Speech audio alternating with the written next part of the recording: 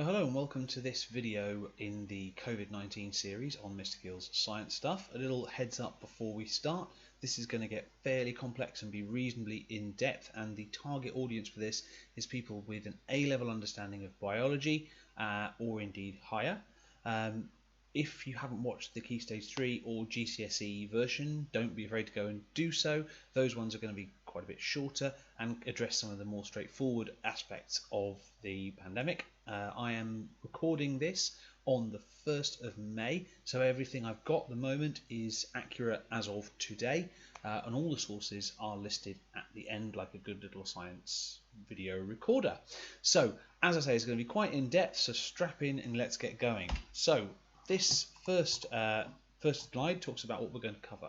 So, in the news recently, we've had an awful lot on R numbers and epidemiology. We're going to talk a bit about what those are and what that means. We're going to talk about how we get out of this lockdown situation that we find ourselves in. What are the possible ways out and what can help us go back to some semblance of normal relatively quickly. So that will be drugs, vaccines, testing and contact tracing, how we go back to normal. Then what the data is saying now about where we are and how we've done as a country so far. And we're going to finish off with a little bit of what we can do to help, to support, and to make this go as quickly and as easily as we possibly can. And obviously I'm going to be assuming, talking to you there as fairly sophisticated biologists who might be going into further courses on biology or have other qualifications. So, first source I'm going to talk about, and this is in the R numbers and epidemiology part of it, comes from an interview on More or Less on the BBC, which was on the 15th of April, and this was a fantastically timely source because this book, The Rules of Contagion by Adam Kucharski, has just recently been published, and it couldn't really be more timely. I thought the interview was absolutely fantastic, really insightful, really clear, and I highly recommend you go and have a listen to that podcast if you want to hear that for yourself, because a lot of what I'm going to say is a sort of synopsis, an abbreviated version of what was said in that interview. Okay, so there's been a lot in the news about what an R number is and how we can change it. Now, R number simply means sort of reproduction number. Okay, and this graph on the right here is a brilliant type of graph that is absolutely epidemiology classic, as a teaching classic here, which shows us the infectiousness, i.e. how many people are infected by one person who has the infection versus the fatality, the deadliness, or the mortality rate of that disease. And you can see where the orange box there is for COVID-19.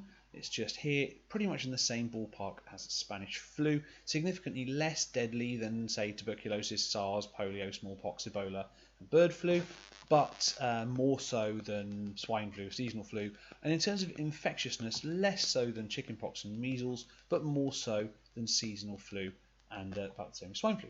So the R number, this reproduction number, has been subject to quite a bit of media simplification as to what it actually means. Okay, it's not necessarily as simple as one single number that can go up and down. This number that's actually on the x-axis here is the R naught, the base reproduction number of how many people the virus itself will affect. Now that is a property of the virus rather than the conditions the virus finds itself in, but it's very hard to extract one from the other.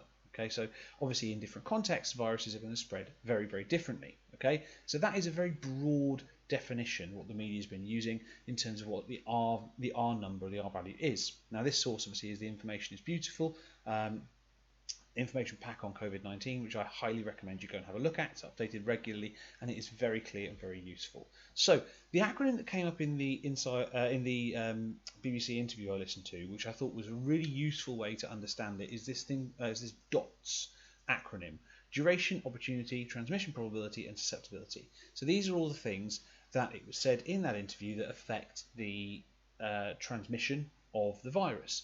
Duration is basically how long you're infectious for. Opportunity is how many opportunities the virus has to jump from person to person, so how many people you run into every day. Transmission probability is if you run into a person, then what is the probability that the virus is going to get from you to them. And then susceptibility is how susceptible is the other person to the virus in the first place. So for example, it's going to be very, very different if your standard greeting when you run into people is licking their face. That's quite different if you're doing that to your granny, who may have many other health issues, versus some young, strapping, fit person with a brilliant immune system. So that's the susceptibility bit. Now, we can't really do much about DT or S, the duration, the transmission probability, and the susceptibility.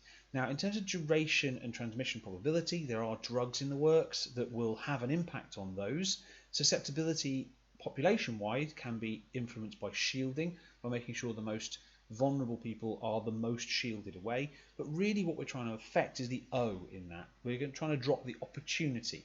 And that's where social distancing comes in. And that does seem to be working at the moment. The data does indicate that is working. And at the moment, our R value is less than 1.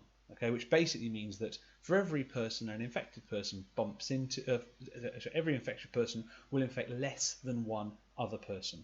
And if each infected person is infecting less than one other person on average, then the size of the epidemic will shrink and shrink and shrink, and the virus will eventually die out. So we really need to keep that R value below 1.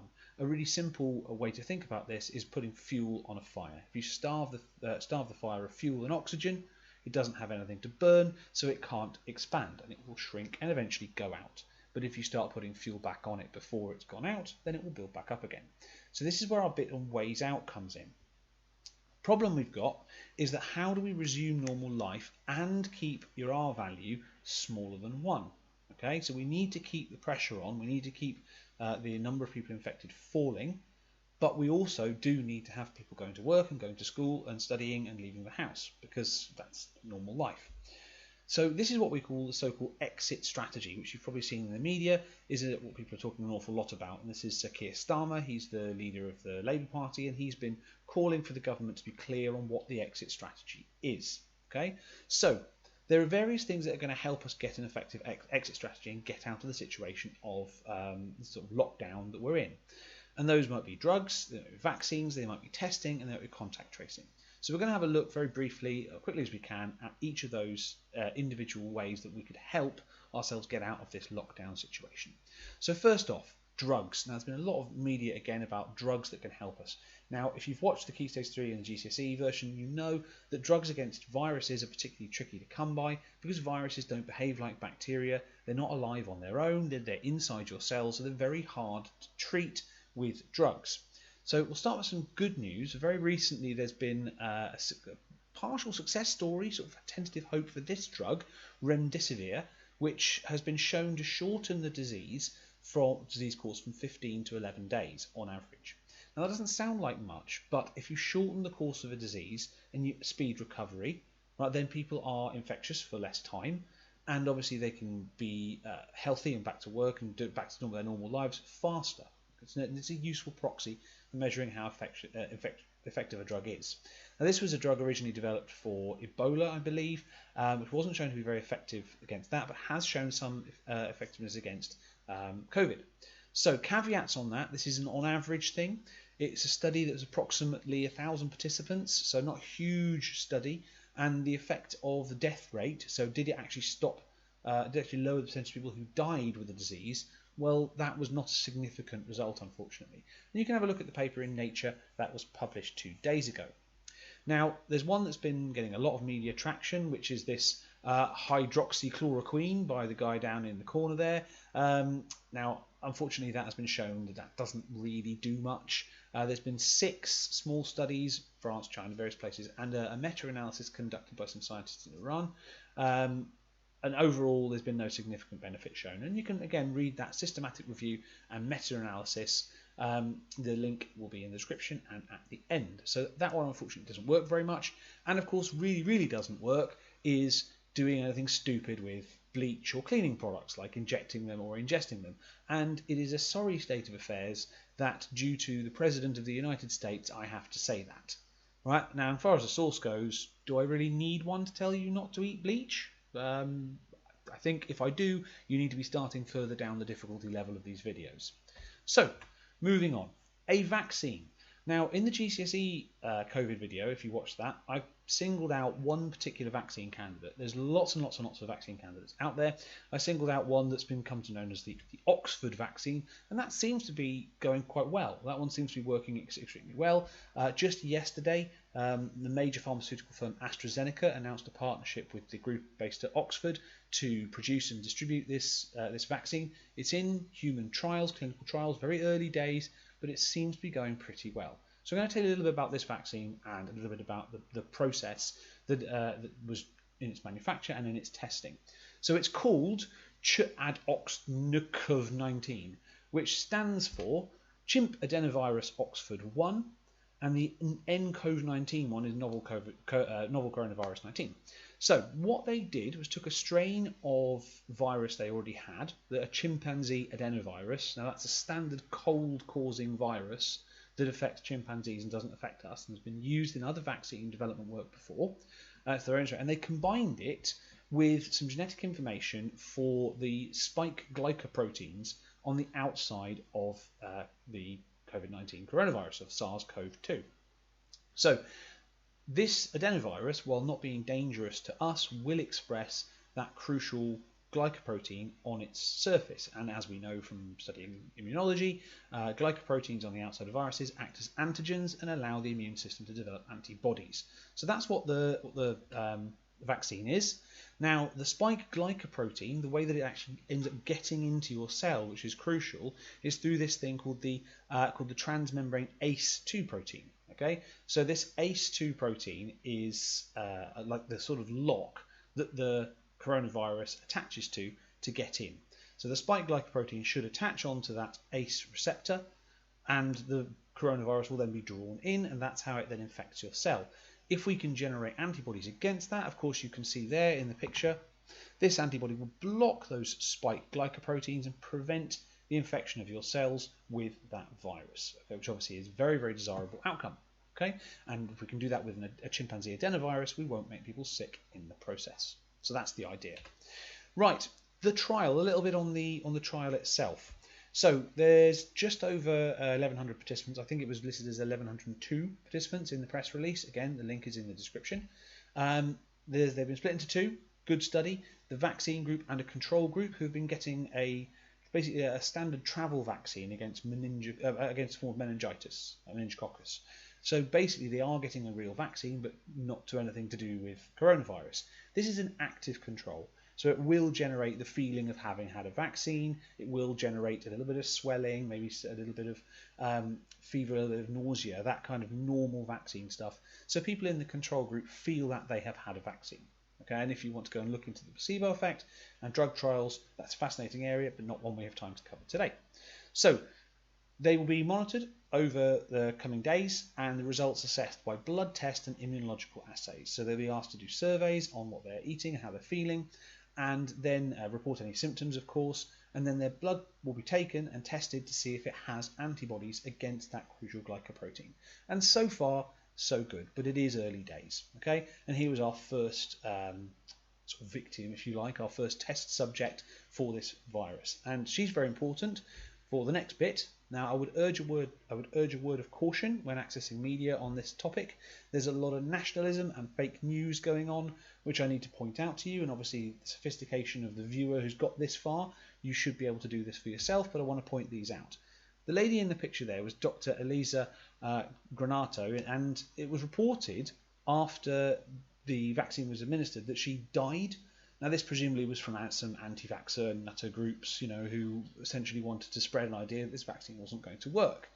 Now, she's very much not dead, and this was shown on the BBC in a Skype conversation with BBC journalists on the 26th of April. So if you see that going around, it is simply not true. Okay, she's very much fine, and was very pleased to be involved in the vaccine development.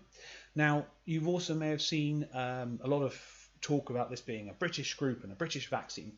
Now, it's true, it's based at Oxford University, the research group, but that's not how science works.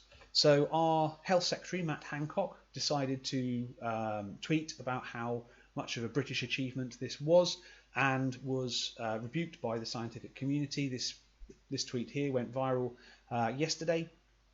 Essentially, The group is international. They're just the best scientists drawn from all over the world to work in that particular group. The business that's producing this vaccine is British-Swedish.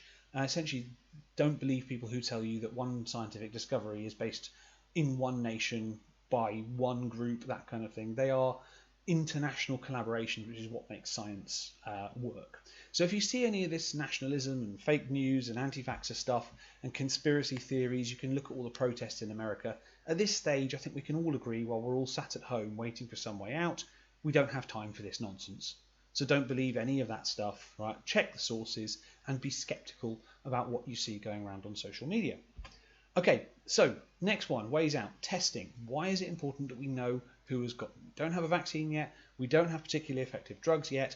But the World Health Organization is still telling us, and has been doing so since the 16th of March, so for a very, very long time, has been telling us, test, test, test. Right? That's the key message. Test, test, test.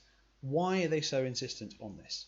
Well, if we know who's got the disease, and I mean community cases, not just hospital data, right, then we also can tell who's been an asymptomatic carrier perhaps, and also who is immune. Because there is evidence to suggest that many people get this virus and don't get any symptoms, okay, but they do develop some immunity. Now, if that's happened for enough of us, well, fantastic, great, right? That will make releasing lockdown a lot easier, because then we're not at risk of passing it on to vulnerable people. If, however, the disease hasn't reached the majority of the population and it's making a majority of people it affects ill, well, then that becomes difficult. So that information is useful. So in terms of testing, how do we test it? Now, this we're going to compare here what we call reverse transcriptase polymerase chain reaction and antibody testing. Okay. Now, this is about to get difficult. This is about to reach peak difficulty for this video. In fact, so much so, I'm going to change backdrop to the backdrop of my other series of videos, the Biotech Basics backdrop. So if you don't have any knowledge of basic A-level biotechnology, I would suggest you skip forward into this video until you see that backdrop disappear. Okay? And if you want to access this bit, go watch the PCR video in that series first. Okay? Right. So, first thing we need to know is that SARS-CoV-2 is a RNA virus. Its genome is RNA based, okay, and RNA is, as you should know, a slightly less stable version of DNA. In us, it's used to carry messages and as part of translation and producing protein. Now, reverse transcriptase is an enzyme that all RNA viruses carry, a lot of them do, and it reverses transcription. So essentially it takes RNA and it makes that RNA back into a DNA copy. That produces what we call cDNA, right? Copied DNA. So the double-stranded cDNA there. You can see the diagram here. This is a section from a larger diagram about the production of the insulin gene to put into bacteria to make insulin for diabetics, and it is a tool, cDNA, that's used in a lot of genetic engineering. We've now harnessed it and use it in all sorts of biotechnology applications. But essentially, wherever you get your RNA from, be that from a human source or any other source, a virus, what you would do is you would add a primer, an mRNA primer, and your reverse transcriptase, and your reverse transcriptase would make you a copy, a DNA copy of that RNA, and then your PCR can run normally, and you end up amplifying that copied DNA, assuming you have the right primers. Okay, so RT-PCR can mean one of two things, depending on the context in which you're reading it. Reverse transcriptase, polymerase chain reaction, or real-time polymerase chain reaction. It's just unfortunate that the acronyms are kind of the same. So sometimes you also see this qPCR, quantitative PCR. So we're going to talk about what we mean by these things. Okay, so quite often these days this is done in one step. So you've got what's called one-step reverse transcriptase PCR. Okay, or one-step real-time PCR, where essentially you bung everything you want into your PCR reaction, you modify your heating protocol slightly, and what you end up with is amplified DNA copies of the RNA target. So as you can see in this diagram here, we start with our RNA, we add our primer, which is complementary to that RNA. So this bit of RNA here is AAA, so therefore this bit would be TTTT. Right? Now, obviously, this relies on you knowing the structure of the RNA you're trying to amplify, which fortunately, due to previous research on coronaviruses, in the case of COVID, we do. So once you've got that, you've got your DNA nucleotides in your PCR machine, you've got your enzyme reverse transcriptase, and you build a DNA copy of this RNA. Then you go into PCR as normal. You would heat this up, you would separate the RNA from the DNA, and then go through our PCR cycling, right, with our Taq DNA polymerase and our nucleotides and our primers, and you would get exponential amplification of the target that that primer picked out in the initial instance, which in terms of testing for SARS-CoV-19 is the RNA from the virus. Okay, so moving on. So how does this actually work? Let's put this together. Right, it goes like this. So the initial steps are added onto the front of a normal PCR reaction. So you've got an initial step for the reverse transcriptase to work. So you get a new first cycle which happens at the optimum temperature for your reverse transcriptase to work. Once that's happened and you've gone from RNA back into DNA, your PCR can progress as normal. Now, as you should know, PCR involves an initial heating part, which basically takes you up to beyond 90 degrees to separate the strands of DNA. Now that strand also handily denatures our reverse transcriptase and ends that first stage and moves truly into PCR. Now your polymerase enzyme has been taken from Thermus aquaticus and therefore is thermostable, so it won't denature that one. Again, if you're not sure on all the things I'm talking about now, go back and watch the PCR video. Okay? From then on, it's normal PCR and you amplify that section of DNA. So essentially, the new first cycle is the optimum for reverse transcriptase. Once that's done, you get your initial denaturation where you get rid of the reverse transcriptase, and then it's PCR as normal. Okay?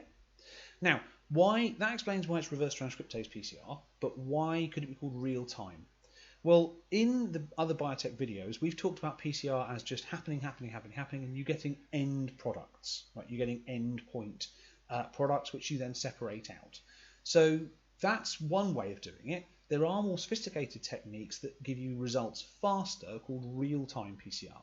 So endpoint usually relies on the principle that you're going to separate the products out at the end. You're going to let PCR run, build up a whole load of things, and you're going to separate them out at the end, quite often by gel electrophoresis for some purpose. And if you're not sure what that is, there is a video on gel electrophoresis in the Biotech Basics series.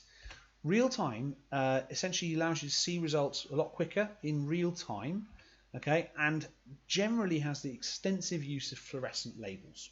Okay, now this did come up on the A-level a couple of years ago, right, as the last question, as sort of a higher level, A-star level question. But essentially what's happening here is wherever you've got amplification of your RNA, a fluorescent tag will bind. So the more amplification you get of your product, the more fluorescence you will get given off from your product. Okay. Now there's various different ways to get a fluorescent tag onto the products of PCR, and I thought about going into all those different ways, right? But it was a little bit too much even for this video. If you want to know more about that and you would like me to do a video on that, please do get in touch. But I'm probably talking to about 2 people for that. Okay, so do let me know if that would be interesting. But this diagram here is using TAC-MAN visualization, which you can go and look up yourself if you're interested. And this is again a fairly standard clinical diagnostic technique. In this picture here, it says for a cryptic plasmid, so we're looking for a bacterial plasmid here, so maybe for some kind of bacterial infection, but we could quite easily just replace that with SARS-CoV-2 RNA. Right, so the results would look the same. Now if you look along the key at the bottom, I think H should be purple in colour, but there we go. A is what we call our negative control. And as you can see, the amount of fluorescence up the y-axis, we're given the number of PCR cycles, has not risen at all. Now that indicates to us there was no RNA of our target sequence there in the first place. So no RNA there of the target sequence, you've got no reverse transcription, and you get no amplification, no fluorescence. Okay? The positive clinical sample is the yellow line there. Okay, that's our yellow line. Now that one, obviously, in whatever sample was put into the reaction, they did have the target RNA, suggesting that the virus was there. So the reverse transcriptase stage did work, the amplification did work, the fluorescence bound on, the fluorescence level goes up, and you can see that quite clearly as a fluorescent signal in that test. Okay, so C to G are negative clinical samples. So those are people who did not have SARS-CoV-2 RNA in their sample, so nothing to bind on, so no fluorescence. And then you always want to put in a positive control. So that's H. I would say that should be purple in the key down at the bottom, just to test that your protocol's actually worked. Because you might declare everybody negative when actually just something's gone wrong in your protocol and it hasn't actually worked. Okay, so in this instance, person B, individual B is positive, and individuals C to G are negative. Okay, and that increase in fluorescence with cycles, that exponential increase in fluorescence, is how you would know that there was that RNA there in the first place. And the A-level questions can focus on things like, why would it flatten out at the top? Well, obviously it's running out of fluorescence or running out of ingredients to build more DNA. Okay, and that's what's going on. That's how reverse transcriptase or real-time PCR works. Okay, so at this point, if you are going la la la la and sticking your fingers in your ears, right, then we can come back to something COVID-related rather than biotech-related. Pros and cons of this: it's sensitive, it's accurate, it's quick, and it's reliable. But cons: just having that viral RNA present doesn't necessarily mean that you are infected, or more importantly, doesn't mean you are immune. It doesn't mean you've had it, doesn't mean you're getting better. Okay. Also, as with all PCR, there is a risk of contamination. Okay, so it's very, very sensitive. It can pick up 1 or 2 molecules of RNA. So if you're in a lab that's regularly working with COVID-19, okay, or with those samples from patients with COVID-19, you could get cross-contamination, and you could end up diagnosing someone positive who didn't actually have that virus in the first place. Okay, so that is some of the problems. But this is the standard test that we're using at the moment. Right? When we're going to get COVID-19 tests, this is what's being done. Okay. Now, antibody testing we have covered in the GCSE version, so I'm not going to go into this again. Monoclonal antibody testing is something you cover at Year 12 and Year 11 in the GCSE and the A-level now. So have a look at that video if you want more detail, but it basically works exactly like a home pregnancy test. Whereas in this diagram here, we're going to replace pregnancy. So that is a pregnant person and that is a non-pregnant person with somebody who does have SARS-CoV-2 antibodies and someone who doesn't. So in this case, we're testing for the presence of antibodies against the virus rather than the RNA of the virus itself. Okay, so this shows immunity. It's very, very useful for allowing a person out of lockdown. So if they are immune, they're not a risk to somebody else. But it does involve a blood sample. And there's a lot of talk about being able to do this at home or not. It would require a prick on the finger, right, to get a little drop of blood onto a test kit like one of these. Now, if you had those antibodies present, the antibodies in the test kit would bind to those antibodies and make a coloured bar in a window, just like a pregnancy test. Okay, it does involve a blood sample, and there's been a lot of talk and discussion about whether or not people in a home setting can be relied upon to do this accurately, with the cons being it involves drawing your own blood, the pros being, well, diabetics have to do that quite regularly anyway, so it is feasible for people to do at home. Okay, so that's the one we really want, but we don't have many of those available at the moment. Now, next one, moving away from testing into contact tracing. I'm sure you're aware of what we mean by tracing contacts. If you get sick, tracking down all the people you've been in contact with and quarantining them until we know that they are safe. Okay, now it is an important part of public health. Okay, Germany and South Korea have got very, very low fatality rates, very low infection rates, because they're doing this really well. One of the major differences between us and those countries, they are doing this far better than we are. Okay. Now, there's a lot of talk in the media about an app on the way. However, there are different teams developing different apps, and there are privacy concerns about this. Now, in places like Singapore, there are already apps that tell you whether you're allowed out, whether you're not, whether you've been in contact with someone with COVID or whether you're not. But there's a lot of people concerned, I think rightly, to ask these questions about the government having access to your location at all times, being able to trace you, track you, and so on and so forth. Who has that information? Where does it go? How long do they keep it for? And so on and so forth. Okay. Obviously, this also would require spare capacity in the NHS, which is one of the reasons why we don't have it.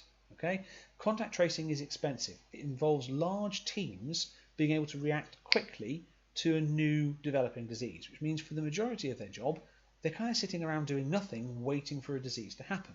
Okay, now to somebody who with a very free market idea behind them, a free market way of looking at things, that doesn't look very efficient. People sitting around waiting for things to do, right? And over the last 10 years, austerity in the UK with our NHS has meant that we have not been able to do this time, okay, which is why we've been quite different. One of the reasons we're quite different to some of the other countries, because we don't have the capacity to contact trace as well as we should. So, given all that, that's a lot of biology for you there. How does life go back to normal?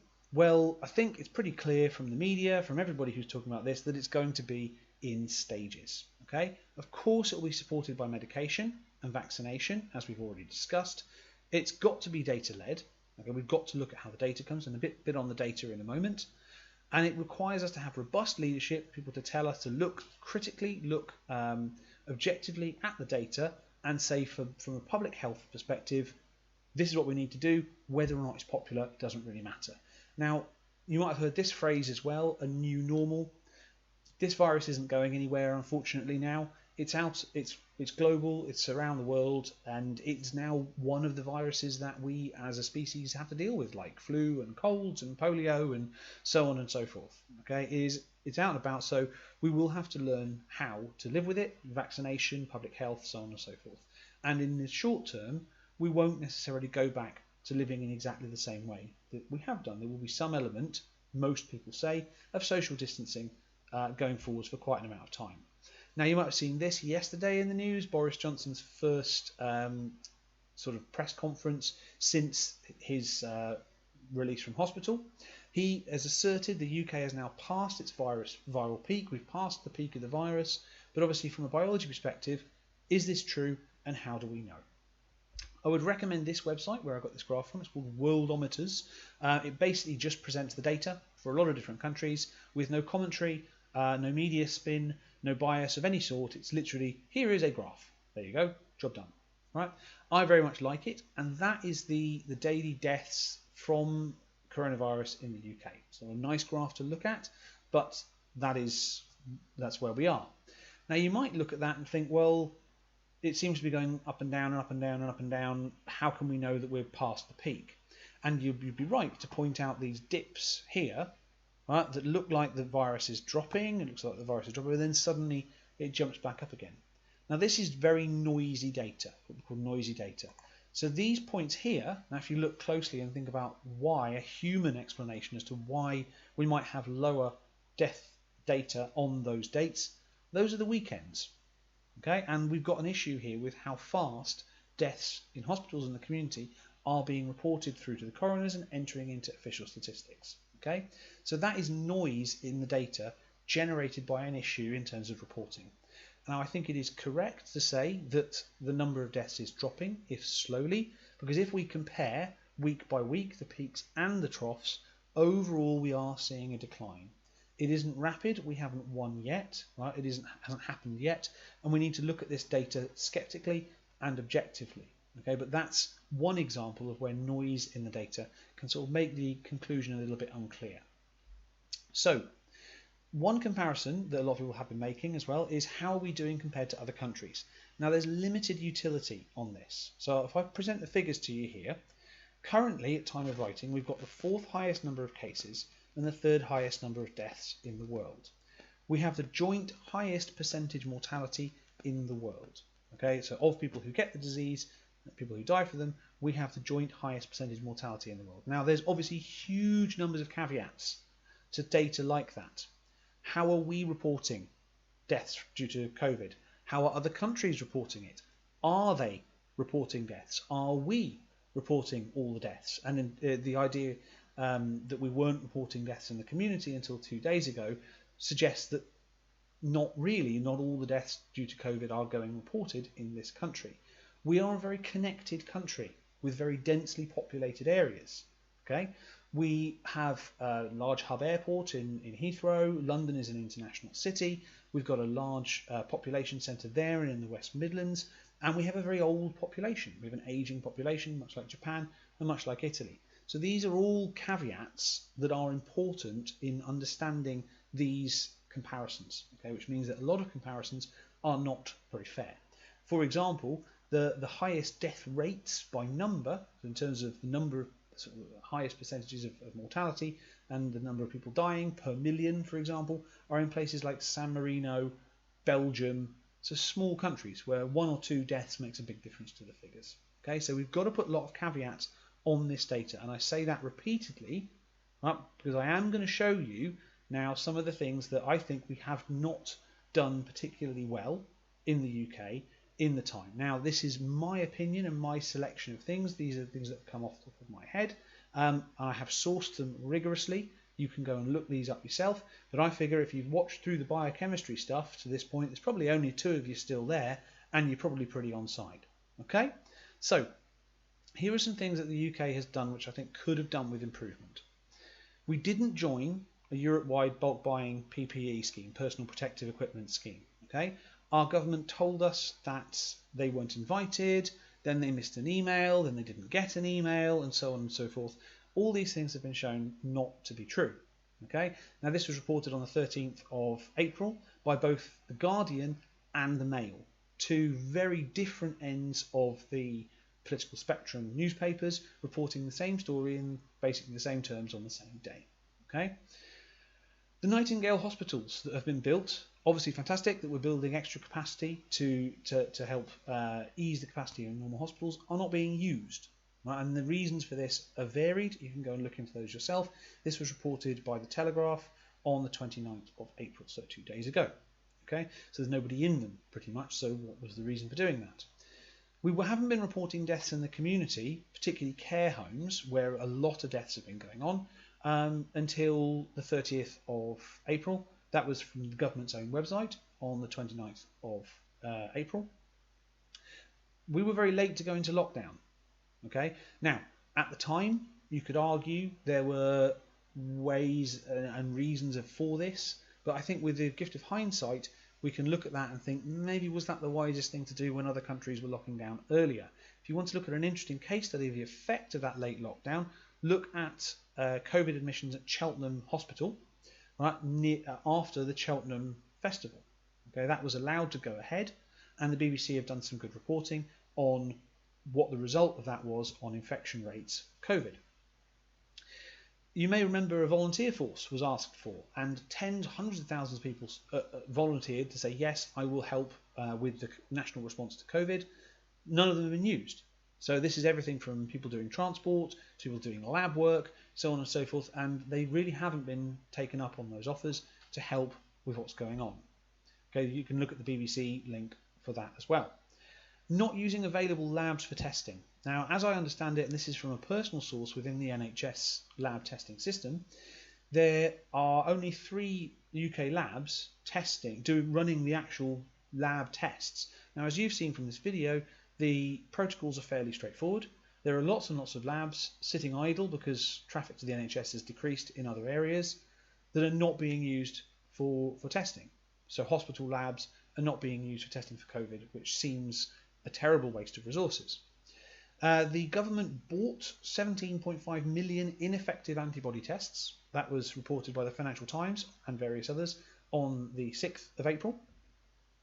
And of course, there was the incredibly damning report in the Times about the government's approach initially towards this pandemic, the so-called herd immunity approach, with people like people at the top of government and government advisors arguing that we should just let the disease go through the population, take it on the chin, I believe was the quote, at the expense of lives of vulnerable people to protect the economy. Okay, and you can obviously read that article as a link in the description. So obviously that's quite disappointing, a lot of those things, but we will get through it. We will come out the other side. So what can you, as sophisticated biologists who've got to the end of quite a dense video on COVID-19 from an A-level perspective, do? Well, you can check your sources. You can make sure you're not passing on anything that isn't robust and isn't checked and isn't from a verified source. You can share robust information and you can debunk bad information. And you can hold people in power to account, because you are presumably coming into voting age and being politically active, and you can obviously read and make your own decisions there. You can help. If you are in the boat where your A-levels have been cancelled, right, and your degree courses have been stopped. There are other things you can do. You can go out into your community, you can help with food supply lines, you can take a job delivering things, you can help the elderly in your community.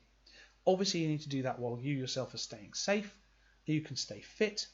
And this quote I want to end with here, which is quoted here to John Lennon, but is regularly said by Commode and Mayo on Radio 5 Live: everything will be okay in the end. If it's not okay, it's not the end. And I think there's a lot of wisdom in that. And hopefully, I'll see you all very soon. Bye-bye.